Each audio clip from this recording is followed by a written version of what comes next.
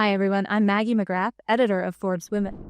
Amika is one of the top-selling hair care brands in the United States. It is on track for $250 million in revenue this year, and it's about to get even bigger. Joining us now is the CEO of the company, Chelsea Riggs, and she has announced some exciting news this week. Chelsea, thanks so much for sitting down with us. I'm excited to do this. So you have some news, and I always love to start with the news. I just framed this conversation as saying Amika is already a pretty big company, but you announced something that I think could perhaps expand its reach. Can you tell us about it? Yeah, we've been talking about it internally as probably the biggest launch that we have had and will ever have. So we're entering all Ulta stores, about 1,500 locations, and all 8,000 of their hairstylists on December 1st. So we're expecting to grow our market share about another 60%. A 60% growth in your market reach is a tremendous amount of growth, and you have the products behind you, or some of the products behind you. So I'm wondering, how do you prepare the team and the brand to achieve that growth? What do you have to do to ramp up for that?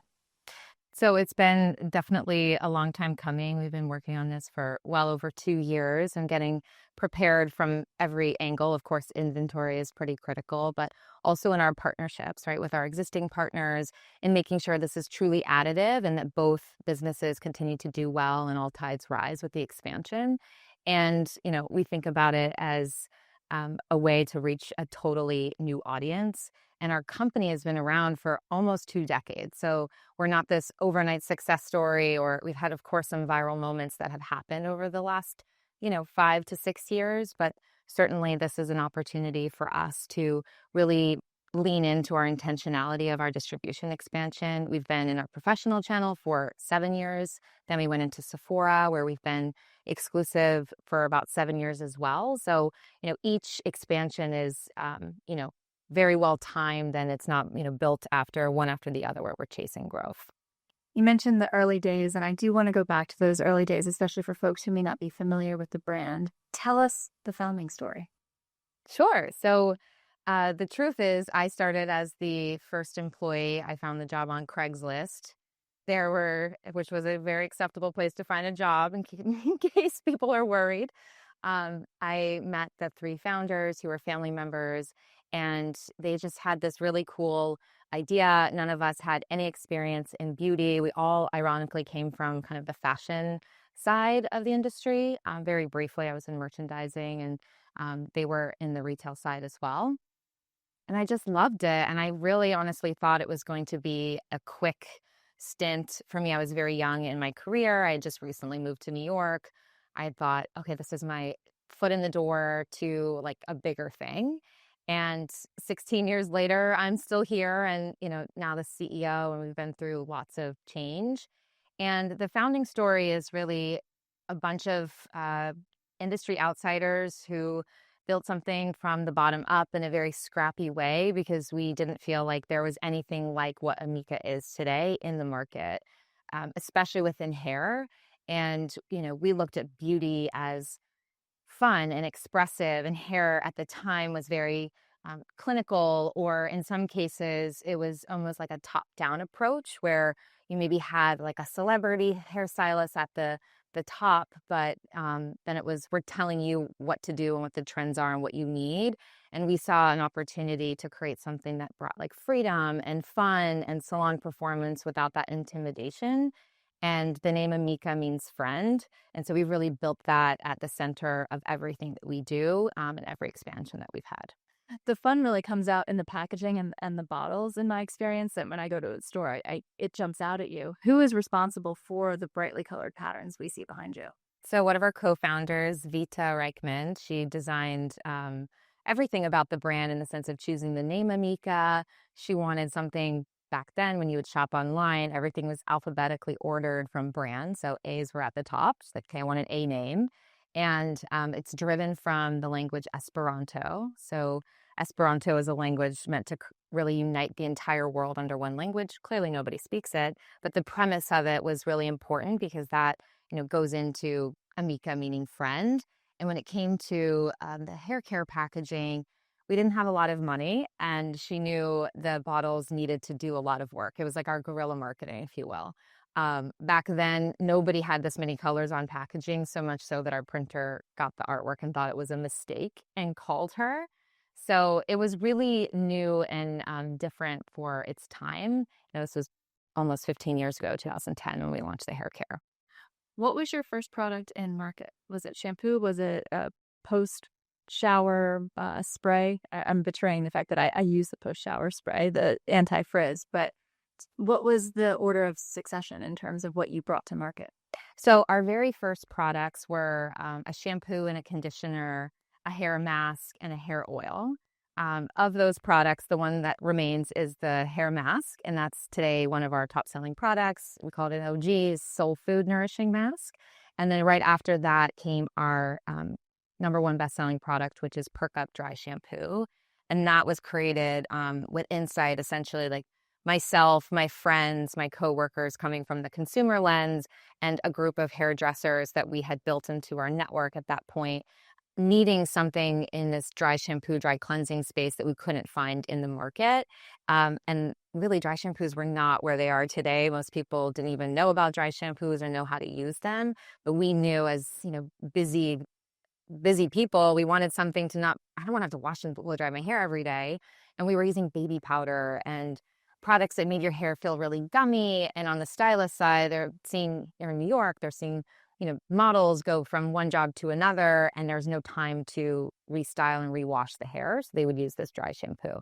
So that was kind of the precipice for everything that came after it. Is there a story that stands out from the early days? Maybe it was a conversation you had with a stylist or a conversation with the three family member founders. You were, of course, a founding employee, but is there something that you look back on as like, that was a key moment, or I learned a lot in that moment? Yeah, I think as you grow and scale, becomes new problems emerge, right? And you're there for the first time and you're figuring it out as you go.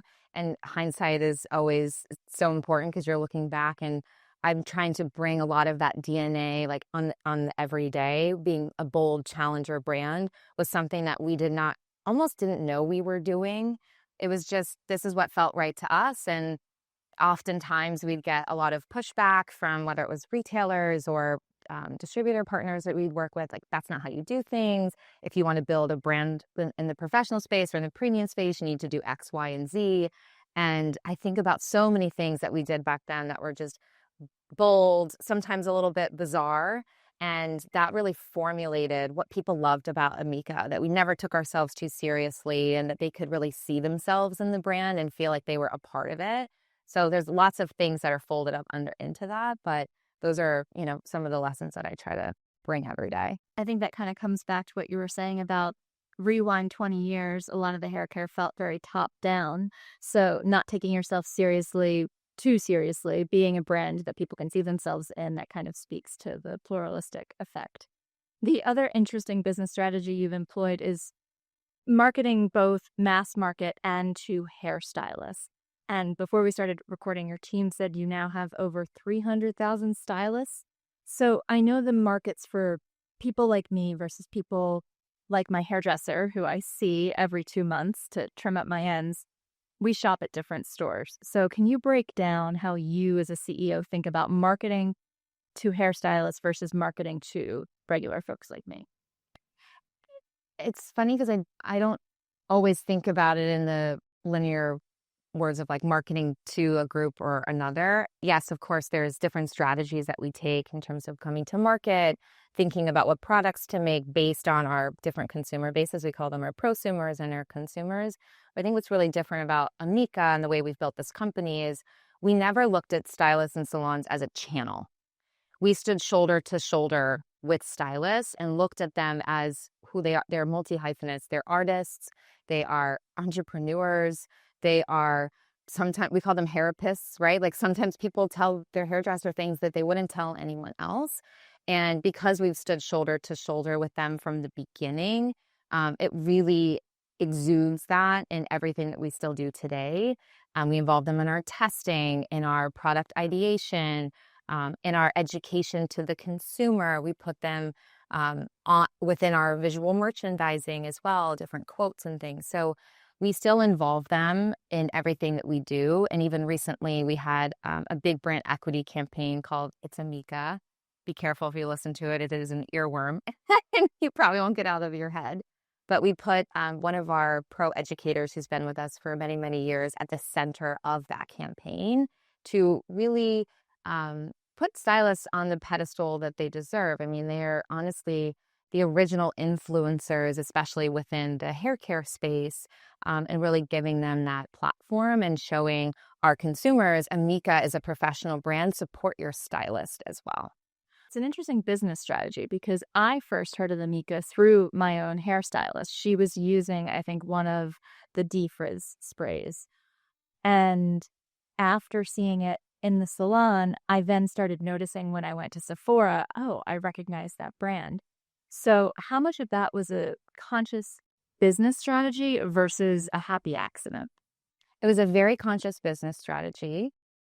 Very hard to maintain because there was a lot of pushback for a long time. But I and the founders always believed in this push and pull effect that can happen when someone notices the brand in a Sephora, for example, then they see it at their salon. Oh, it gives it that credibility as well. Not that the salon doesn't have credibility, but now it's more of a well-known product or brand name. Sephora is very selective in the brands and products that they carry. So that brought a lot of weight very early on. And every single expansion that we did grew both sides of the coin. You know, professional grew as we expanded into Amazon, as our Sephora business grew, and we really focus on how we maintain that as we grow and scale. So that's why we're very intentional about timing of expansion. We're the same way when it comes to international growth. You know, we're not looking at planting flags all over the globe just for the sake of it or to say we're an international brand. We do it with intention, and we look for markets where we can build that same omni-channel approach. We call it the Amika flywheel effect because what's really special about Amika, of course, there's other professional brands who can say they are in, you know, a Sephora environment and a salon environment, but we know that 2/3 of our professionals actually use Amika on themselves. So that love starts from the moment that they use it and then tell their clients about it. And clients fall in love with it for so many reasons. You know, of course, the efficacy has to be there, but the experience of using the brand, finally feeling seen in a brand, finally finding products that work for you, because we spend a lot of time and effort testing and making sure that we're very specific about what products are going to work for who. It's not a all hair types blanket approach. We really are very bespoke about it. And then they want to tell everyone about it. And we've had 95% organic EMV, which we're very proud of, earned media value. So on social media, it's basically organic, it's unpaid. So people truly love this brand, and that's what we are hoping to build, the most loved brand. It's not about attention, it's really about the connection. When you talk about that pushback, as someone who doesn't work within the hair care industry, and if there are folks watching who aren't in the hair care industry, historically, has there been a real divide between what professional stylists buy and what the rest of us buy? So was it considered blasphemy that you were both in salons and in Sephora? Look, I think stylists, yes, there are some differences, but stylists at the end of the day are consumers. Oh, cool. Right? When you say you got pushback, was it the industry saying this is not how it's done? Totally. There are products here, products there, and you don't mix the two. Correct. And I think that's applicable to a lot of industries, right? You may enter, you know, the food industry or the set, which I know really nothing about. But there are ways that things are done, and it's like expected that you kind of show up in that same way. But at the end of the day, we want to be where the customer is. And if the customer is buying a product, not from the salon, they're buying it from a retailer, then we're both losing in that case, right? The brand is losing and the stylist is losing. I think there was a lot of tension with, you know, products that you could only find in a salon, but let's be real. In today's environment, are you going to drive 30 minutes or to Philly to buy your shampoo when you run out from your hairdresser? It's just not reality. And so we have to think about in the moment, how do we convert the client? How do we best support the stylist so that they can get the sale in the moment? And also, how do we do what's best for the consumer so that they're not inconvenienced, or worst case scenario, then leave and buy something else that is more convenient? I have actually planned my shopping around my trips home to Philly, and I love that for your stylist. Do just wait until I know I'm seeing my stylist. But inside tip, I do still see a stylist, not in New York. I want to jump ahead to 2022. There was a pretty significant acquisition that kind of changed the face of the company. Can you talk about the sale to Bunks, excuse me. Such a moment, right? It's a step change in a business. We're independently owned and operated, do whatever we want and say, and built a very successful business. But also we put certain things priority over others. And I mean, from an operational standpoint, we had a lot to learn and grow. And when Bunks came in, they saw that from the very beginning of the process, and they knew that's where they could bring value and enhance. And that's allowed us to really unleash growth that we can funnel into growing the business, making better benefits for our team. I mean, that unlocking does so much more for the business than from an inventory point of view in planning and merch. I mean, planning is extremely challenging, right? Like you want to have the right products in stock at the right moment and not too much or too little of the wrong things. And that can hold up a lot of cash. It can really change the structure of your P&L. So they helped us do a lot of that work in the first, 12 to 18 months. And we saw explosive growth from that. Now, Amika is a B Corp right now. Was that something that was instituted at that 22 sale, or is that predate? Did that predate? So we were working towards it before the acquisition, but we received the certification after, about 6 months after. What has that done for your business? Have you seen a measurable impact in terms of the consumers who are coming to you, or does it change your ability to recruit high talent? What's been the number one unlock there? We don't really think about it from a marketing point of view. It really is an internal guidepost for how we show up and make decisions. I mean, from developing products to choosing what packaging, and it's certainly helped from a recruitment point of view, right? What you really want as you're growing a business is to have the right people at the table who share the same vision. And if you're not overt about what those values are, it's hard to attract those right people into the company. So that's also been a huge unlock for us. Now, you mentioned as you think about products, it's not everything for everyone, and there are some very targeted approaches. How do you think about when you're doing product development, what comes next? How do you determine it's time to enter a new type of hair care or present a new mask, a new shampoo, a new conditioner? There's a lot of debate about it internally, and you always have to center it on your customer. We look at lots of different points of data. Of course, we have our own surveys that we do to understand who our customer is, what are their hair type concerns, needs, where they feel like they're underserviced. And then we look at our own portfolio and say, do we have the products that can meet these needs? And then beyond that, you have to look into the cultural zeitgeist, right? Like we are on Reddit, we're on our competitors' Instagram feeds, on our influencers' posts of competitor products, deep in those comments. Like, what are people saying? What do they love? What do they not like? Reviews of competitive products. What works? What doesn't? And we ingest all of that and think about, okay, what's the best product to meet this need? Is it a mask? Is it a leave-in treatment? Is it a shampoo and conditioner?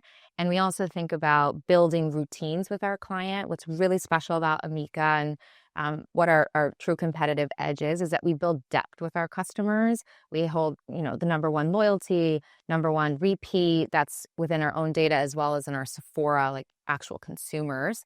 And to me, that shows we've gotten to be the number 4 brand in the market. And our awareness is significantly smaller than other brands who are in the same revenue size. And why is that? People buy multiple products from our brand. And so when we think about coming to market with something, we think about that journey. Okay, if they're coming in through this, what's that next step for them? Is it a shampoo and conditioner? Is it a mask? Is it, a styling product? And we think about the whole customer journey.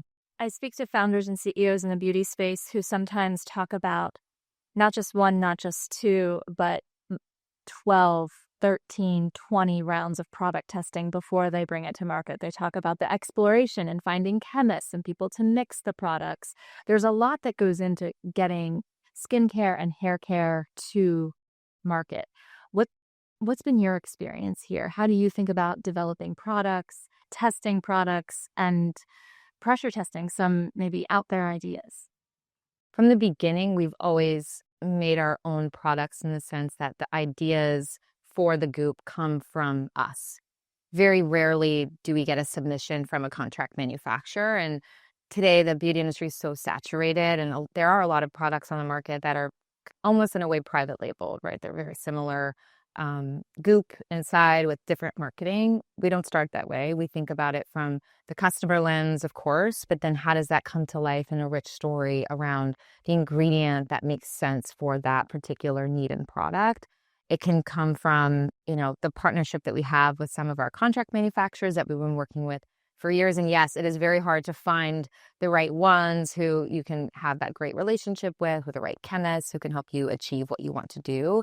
And sometimes when we can't find that, we go and look for raw material suppliers that we can then, collaborate and partner with. And sometimes it's a dead end and it goes nowhere because you have an idea and it's just scientifically not possible in the moment, but there's been so much advancement with AI, with biotech, that the future is really exciting in terms of like sustainable ingredients. And one thing that we've done recently is partner with a company called Forested, where we actually invested into farms in Africa, and not knowing if we would be getting any sort of ingredients out of this. And we actually helped them bring back their shea production. They had actually cut down all the shea trees to use for firewood because they just weren't getting any sort of request to use the ingredient otherwise. And so we've brought this not only back into the region, but we're using that shea butter in an upcoming product that we're launching next year. So that's a really cool full circle moment. That's such a cool story. And talking about ingredients and also trends, you've probably seen a lot of changes from day one, founding employee, to now CEO. What have been some of the biggest trends or changes in terms of ingredients and also, sourcing materials? To me, trends are fleeting, right? I think when you learn about a trend, it's probably too late. So I always think about it from what's the best way to achieve the outcome. Sometimes it can be through a trendy ingredient, and that could help, elevate or bring more awareness to a product line. I think what's really changed is how consumers are learning about products and ingredients. More information at their fingertips with social media. There were products, I joked about it before, that we thought were going to take off and be so cool and never went anywhere. But this was really pre-Instagram growing to where it is today, or pre-TikTok. And I think what's really exciting is that desire that's now coming from the consumer on, cool, interesting, whether it's like the product goop itself or the ingredient or the delivery system. Whereas before, sometimes things were maybe a little too early for the customer to truly grasp. And now it's almost, the cycle has become so short. That's why I feel like you can't plan for trends, because the cycles are so much shorter. So you always have to stay rooted in like the customer first. You said something interesting earlier about when you do the research online and looking at what competitors are doing. We have a story on Forbes.com right now about why you should kill your company, which sounds crazy, but the advice is basically like, think about what you would do if you were your company's biggest competitor. What would you do to beat it? Have you ever felt like that, or what ideas have come from that? I don't know if I have an example of an idea, but I do have examples of on the day-to-day conversations that may come up internally, where if people have a traditional mindset of, if you come from traditional beauty marketing, you think about your own product line as if it's the only one that exists, right? And you're like, where's the white space within our own product line? And you might be afraid to create something that's better than what you already have, because, well, then your customer is going to say, well, why do I need this one? But I'm always of the opinion that you should, if you're not going to, someone's going to eat your lunch, it might as well be you. So I'm always pushing to, well, if it's better than that, then it's better than that. And we'll decide when the time comes, the consumer will decide if they want to keep buying this line we currently have, or if they want this new one.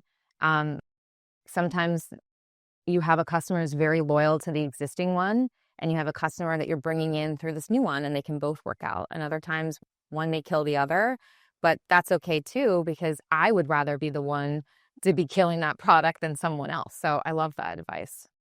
You became this company's CEO officially in 2023. Was there any advice that you received upon taking the CEO job that you have found especially useful? I don't know if the advice came from a person, or I listen to like 10 podcasts a week, so they're all like buried in my brain somewhere. But somewhere along the way, it became very clear that like having focus and not having FOMO about everything your competitors are doing or everything that's happening on social media. Because if you're focused on everything else around you, then you're not paying attention to what makes you you and unique, right? You can take that as personal advice, or you can take that as business advice. Um, but that changed the trajectory of the company, because we actually started out in tools, went into hair care, and we had accessories at one point. And, we tried our hand at like spray and colors. I mean, you name it, we tried it, right? You're early in your journey and you throw spaghetti at the wall. But when you really double down and focus on what only you can do and what makes you iconic, that's when things really took off for us. You had colors, which makes sense given the color, the packaging, the colorful packaging. But Yeah, I think we took it like down. spraying it was like spraying like purple, pink, blue. Yeah, we did it, and we launched it during Coachella. It did not sell very well. And we had a contour kit, because everybody needs to contour their hair. Why not? They're contouring their face. Why shouldn't they contour their hair? I mean, it is true. You have to go through trial and error to eventually find your center. But Yeah. you feel like you found your center, or is there more experimenting on the way? I think you should always leave 10 to 15% for trying new things, but you should really spend the bulk of your time, I'd say like 40% on like your foundation, another 40%, 45% on reaching more of the right people, going a little bit deeper within your, building baskets with customers. And then that 10 to 20% is like for the fun stuff, the fringe, but it should still lift what you're trying to do at its center. It shouldn't be like completely separate from everything else, unless you're blockbuster and you need to reinvent yourself, because otherwise you might not make it.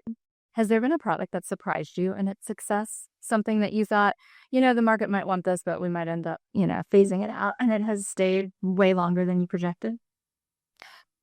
Yes, but I'm smiling because like there's been so many more inverses of that, right? Where you think, oh, this is like the coolest thing, people are going to love it, and then no one buys it, and then it's such a good product, and it, lives in the archives. But a recent example of that is a product that we have called Amika Aura. And that is the name that we gave to our signature fragrance. So we have the same fragrance in all of our hair care products since the beginning. And people are fanatical about this fragrance. Fragrances, can be polarizing, but, it has a pretty long-standing history. People were begging us to bring back a product that did get discontinued because it was way before its time, which was our hair and body mist. It was a hair fragrance. And when you're in a category, you're telling yourself, let's focus on our category. Let's not get, distracted by lots of things. But it was, I mean, when I tell you I was getting bombarded with emails and DMs, and Amika's Instagram account with tons of comments, bring this product back. I got a hilarious email from someone that really, we actually included in the launch of this product because they were pining for it so badly. I thought it would do well, but I had no idea that it would be, in our top 3 products out the gate and then sustain that. I mean, to do that, you have to be bringing new customers into the brand as well. So we're reaching new people with a fragrance that I thought Amika loyalists would purely be buying, but it's transcended that, which is kind of wild. That's interesting. So do you think that's word of mouth, or is that influencer marketing on Instagram and TikTok, or all of the above? All of the above. It was not a launch where we put a lot of media dollars behind it because, we launched it as you asked, we answered. It was a love letter to our community. You wanted this from us. Here, it's a gift to you. And there were some really funny videos that were created by influencers and customers of this was discontinued. They brought it back.